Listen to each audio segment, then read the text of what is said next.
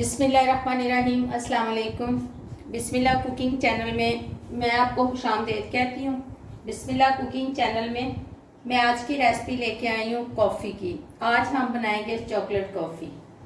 ये मैंने कॉफ़ी ले ली है, ये मैंने चीनी ले ली है और ये मैंने पानी ले लिया है। ठीक है, अब ये हम इसमें कॉफ़ी डाल देंगे, ये हम इसमें पानी डाल देंगे। ये देखिए, अब ये मैंने 2 खाने का चम्मच पानी डाला है। ठीक, इसके साथ ना मैं इसको बीट कर लेती हूँ। ये देखिए,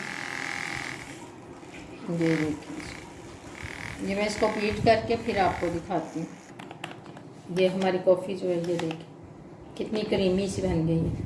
ये देखें जी, ये हम सबसे पहले बर्फ़ डाल देंगे इसमें। ये देखें जी, ये कॉफ़ी है, ये अब हम इसमें डालेंगे। ये देखें जी,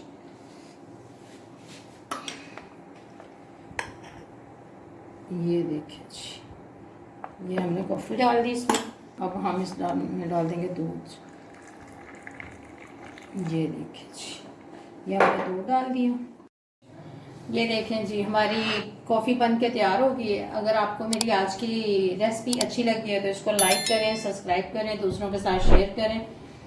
अल्लाह पाक आपको ज़िंदगी दे, तंदुरुस्ती दे।